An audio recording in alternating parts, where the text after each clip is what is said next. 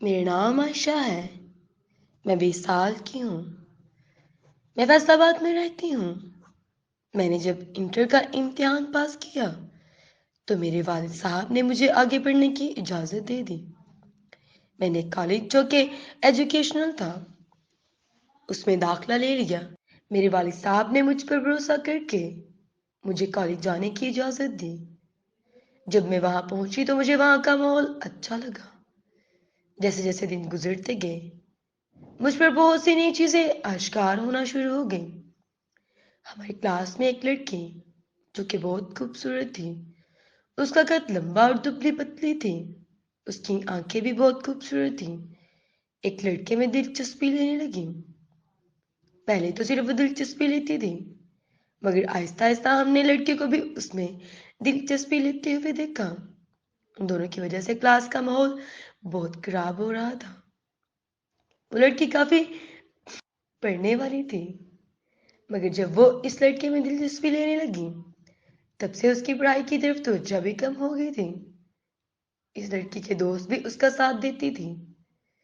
हालांकि दोस्त वो होता है जो अपने दोस्त को गलत काम करने से रोके, और वो दोनों इम्तिहानात में भी एक दूसरे की मदद करते और पूरी क्लास को उनकी आपस में दिलचस्पी का राज पता चल चुका था।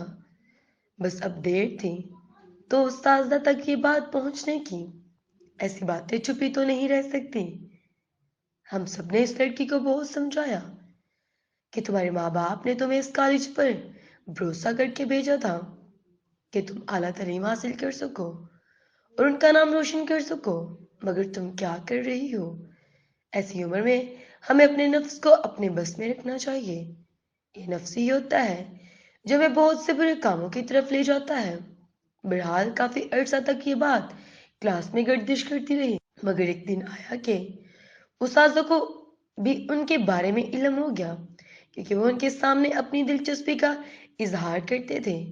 जब बात प्रिंसिपल तक पहुंची तो वो बहुत नाराज हुए।